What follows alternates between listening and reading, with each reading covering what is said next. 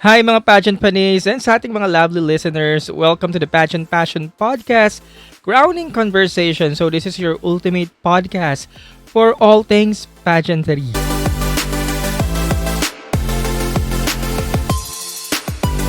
Again, this podcast is a perfect companion for any part of your day, whether you are driving, doing laundry, having your workout, enjoying a meal, or just relaxing. So sit back, press play, and let's make every moment enjoyable.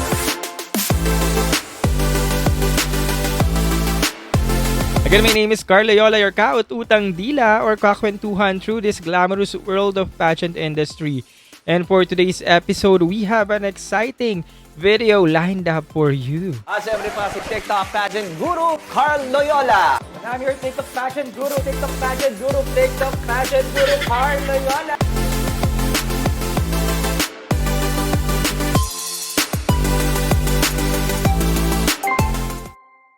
For those who are new here, I've spent years immersed in content creation sa TikTok, sharing my insights, tips, and my passion for pageantry. And now, I'm here dito sa YouTube. So this podcast is our space to deep dive into stories, glitz, and glamour, as well as the hard work and dedication of the incredible kwentos that makes up the pageant world. So in this video, pag-usapan nga natin, hindi nga ba nagpapanalo ang Miss Universe Philippines Organization ng mga galing binibining Pilipinas. At pag-usapan na rin natin ang creative director nito na si Sir Jonas Gafud. Hindi nga ba talaga or ayaw nga ba niya sa mga galing sa binibining Pilipinas? Kasi ito yung mga kadalasang mga tanong ng mga pageant fans. Kaya minsan yung iba nawawala na nga ng pag-asa sa mga wishlist nila na galing binibini na kung sasali pa nga daw sa MUPH ay mawawala na nga daw ng pag-asa. Alright, so let's start. Kilalanin nga natin muna kung sino si Jonas Gafud na talaga namang talk of the town every year na lang kapag nag-uumpisa ang Miss Universe Philippines or even Miss Universe pageant. Kasi nga, ang mga sisi talaga ay laging nasa kanila, sa creative director, sa executive vice president at sa national director. At siya na nga ang naungunang tampulan ng sisi ng mga pageant fans. So, kilalanin muna natin siya. First, he co-founded Aces and Queens in 2001. He trained and assisted the campaigns of Thea Wurtzbach, the Miss Universe 2015, Megan Yang, the Miss World 2013, and Kylie Versosa, the Miss International 2016. And had mentored over 30 beauty queens, including the first runner-up of the 2012 Miss Universe, Janine Togonon, third runner-up of the 2011 Miss Universe, Shamsi Supsup, and the fourth runner-up of the 2010 Miss Universe, Venus Ra. At tinisclose nga rin ni Venus Ra na yung pilapil walk niya ay natutunan niya during her training dun sa camp at itinuro nga ito ni Jonas. And then in April 1, 2019, nag-decide na nga si Jonas na iwan ng Aces and Queens. Yung kahit nga gusto niya pa mag-pursue na mag-train ng iba pa mga future beauty queens pero kailangan niya nga i-pursue yung mga future plans niya. Then days later, in-announce na nga na siya na magiging creative director ng Miss Universe Philippines Organization. Ito na nga yung humiwalay na ang Miss Universe Philippines franchise sa binibining Pilipinas. At bukod pa nga doon, he also co-founded the Mercator Artist and Model Management noong 2004 na responsible sa pagpuproduce nga ng mga Brazilian models back then. So bakit nga ba natin ngayon pinag-uusapan ang nag-iisang Jonas Gafud? Pinag-uusapan nga natin siya ngayon kasi nga mainit talaga ang pangalan niya. Like nga sabi natin kanina, every time na nag-start ang Miss Universe Philippines until mag-compete yung eventual winner sa Miss Universe stage, matapos yung competition, nasa kanya pa rin talaga yung sisi. Nito nga lang basa pa rin ako ng mga negative comments about sa creative director ng MUPH. And ewan ko, hindi rin siguro natin masisisi yung mga pageant panis dahil nagbe-bent out nga lang sila ng mga gusto lang sabihin. Pero minsan talaga namang over na talaga yung mga negative comments ng mga pageant panis natin at hindi ko nga rin alam na minsan na paano pa kaya nakakaya ng nag-iisang Jonas yung mga sinasabi ng mga pageant panis ukol sa kanya. Isa pa nga sa mga pinupukol ng mga pageant panis sa kanya yung pagtuturo nga daw ng know when to pick strategy sa mga kandidata natin pag-akyat ng Miss Universe pageant. Kasi yung mga nagiging delegate natin, pag nasa Miss Universe Philippines, talaga namang hindi maikakaila na ang galing talaga nagpe-perform no all out. Pero pag dumadating nga daw sa Miss Universe stage, tumatamlay na. So, ang sisi nga, ang buntong ng sisay, nandun nga sa organization, pag ganyan. So, ayun yung ilan sa mga sisi or napupunan ng mga netizens or mga pageant fanays. At isa pa nga doon sa mga napupunan nila, hindi nga daw nagpapanalo ng mga galing binibining Pilipinas ang organization. So, isa-isahin nga natin yung mga binibini queens na sumampa ng Miss Universe Philippines stage simula na nag-start to ng 2020. So, let's start. During the 2020th edition of the Miss Universe Philippines, nung humiwalay na ang franchise sa Binibining Pilipinas. So, during the MUPH 2020, sino ba ang mga galing Binibining Pilipinas? So, there's Michelle Gumabaw, Eliza Malinaw, April Smith, Rihanna Pangandian, and Sandra Lemonon. So, si April Smith, nag-compete siya ng 2016 BBP. Rihanna Pangandian, nag-compete ng 2016 BBP. At si Sandra Lemonon, 2018 BBP, nag-compete. So, lahat naman sila nakatapak hanggang top 16. And then si Malinaw, top 16 din ang inabot. While Michelle Gumabaw, nag-compete ng 2018 edition ng BBP, naging second runner-up. By the way, si Malinaw, nag-compete siya ng 2015 BBP. And unfortunately, naabot lang talaga ni Malinaw sa MUPH 2020 is top 16. So, move on tayo sa 2021 edition. Ayan, nandyan si Leren May Bautista na umabot hanggang semis top 10 or top 11.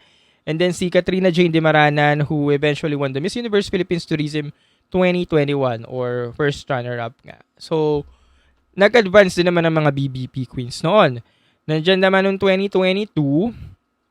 During the 2022, wala namang atang mga binibini queens na sumali noong 2022. Wala ring mga binibini queens na nag-penetrate ng semis noon. So, kung mayroon kayo naalala, i-comment nyo lang dyan sa comment section. Palalahanan nyo na lang ako. So, let's move on to 2023.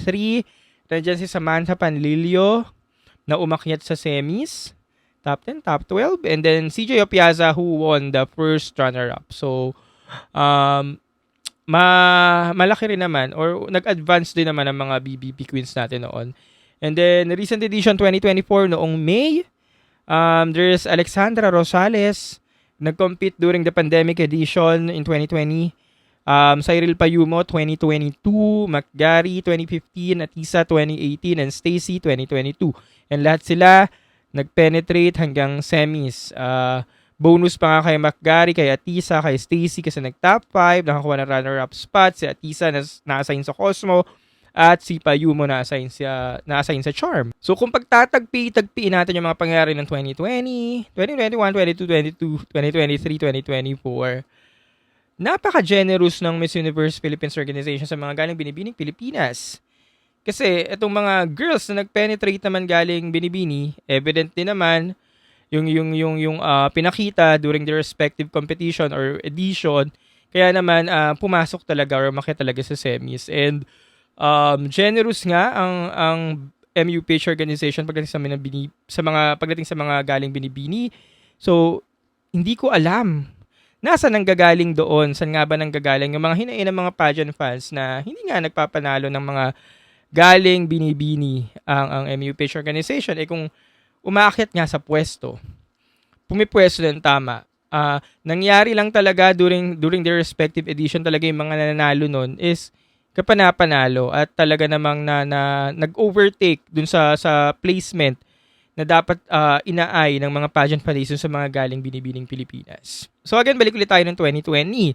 So, ng 2020, ang pinaka pumasok na binibini alumna is si Michelle Gumabaw nga, which is nag-second runner-up. Kung titingnan nyo rin naman ang naging performance niya dun sa eventual first runner-up dun sa winner, masasabi naman talaga nating deserve ng first runner-up and ng winner. So, nasa ng question doon na hindi nagpapanalo ng mga galing binibini ang MUPH. Sobrang evident nung resulta ng finals at talaga namang sobrang deserve nung nanalo nun. Same with 2021 nung nakoronahan si Luigi Gomez, 'di ba? Yung fight ni Gomez versus Demaranan, talaga naman masasabi natin na deserve naman din si Gomez kung bakit siya pinanalo. In the 2023 edition, first runner-up nila si CJ. Inil Tukuyo nga to sa BBP, di ba? Pero yun, talagang dahil sa performance ni CJ, inakyat at inakyat talaga nila ng pwesto. And then in 2024, alam naman na natin nangyari, di ba? Very magical moment talaga yung winning nung nakoronahan. And then yung mga galing binibini, talagang hanggang doon na lang talaga ang kayang iakyat na pwesto para sa kanila. Nakakatuwa nga kasi si Payumo napansin nila dito kasi 'di ba si Payumo na El Tocuyo din last time. Si Alex Rosales hindi rin niya nag-semis pero lahat sila nag-shine sa MUPH na bigyan talaga ng pwesto. So ayun nga, I wanna know your thoughts guys. Pag-usapan natin yan dyan sa comment section. I-comment nyo dyan kung ano nga, nasa nang gagaling yung katanungan ng mga pageant paris na hindi nagpapanalo ng mga galing binibini ang MUPH.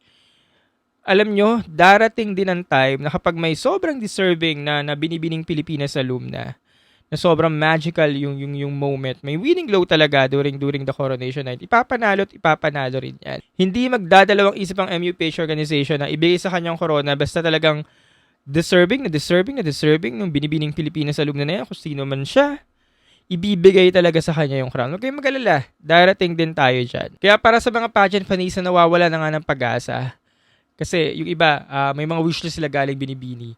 Kagaya nito, recently, nagtatop na siya wishlist si Eliana Marie Aduana. Galing ang binibini. Pero yung iba, hati-hati yung comments ng mga tao na wag na doon sumali, mag-miss grad na lang. Kasi nga doon, mas mukhang papasok daw siya sa miss grad kaysa sa MUPH. Kasi nga, di ba, ang Eliana galing binibini 2022. So, sinasabi, wag na nga daw sumali kasi ganyan-ganyan. Pero, ayun nga, again, huwag kayong mag-alala kung sobrang deserving ng binibining Pilipinas candidate na yon or comebackers, makakakuha yan ng corona. O, darating ang tamang panahon ibibigay ng MUPH organization. Hindi lang siguro nagtugma-tugma talaga, hindi nag-align ng destiny ng mga past few years. Pero nito, kung talagang destined na talaga ng babaeng yon, ayan, ibibigay rin yan sa atin ni Mama J at ng organization. Yung mga placement na lang ng mga babaeng nabanggit natin kanina, di ba? Napaka laking karangalan na. Napaka magandang placements na para sa isang konteserang sumabak sa MUPH given na ang dami mong kakalabanin pagdating sa MUPH stage. Lahat yan best of the best, di ba? Recent edition na nga lang 50 plus sila.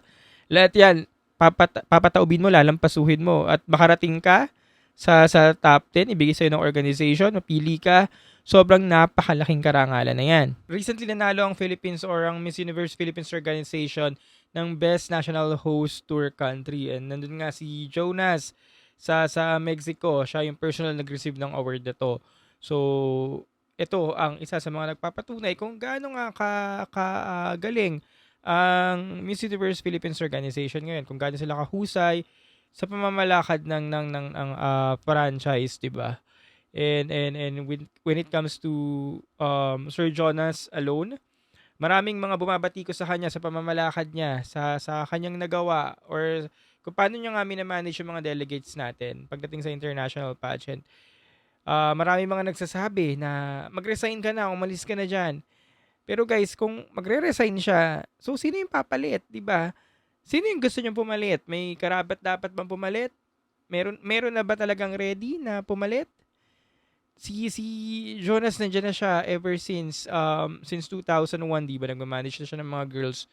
So, lumaki rin ako na nanonood ng pageantry na yung mga minamanage siya yung mga tinuturuan niyang girls, yung mga napapanood natin. Nandiyan sila during the dark age.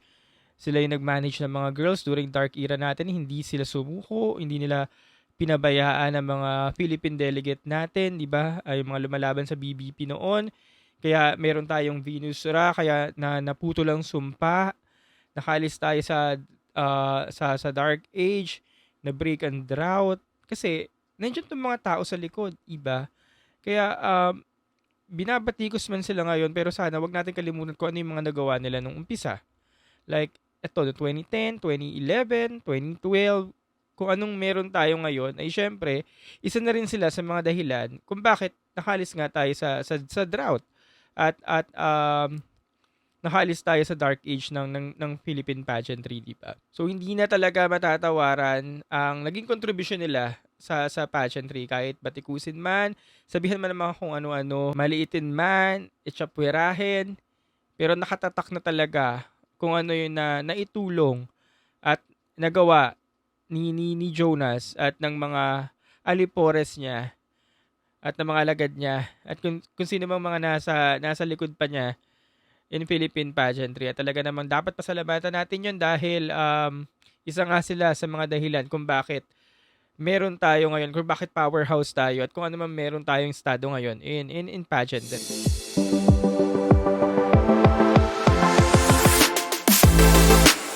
I wanna know your thoughts nga. So, ano ba yung thoughts nyo sa pinag-uusapan natin ngayon? Comment nyo na dyan sa comment section. Para nga malamin natin kung ano naman ang mga hinanaing nyo, personal na hinanaing nyo sa mga komento ng mga pageant funnies or mga netizens natin sa ganitong usapin.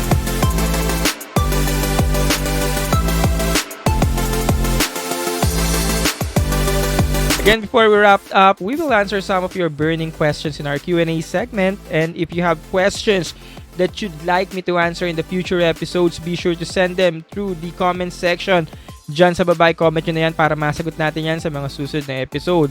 Kung gusto nyo rin i-shoutout ko kayo, type nyo lang dyan yung name nyo para ma-shoutout ko rin kayo sa mga future videos natin.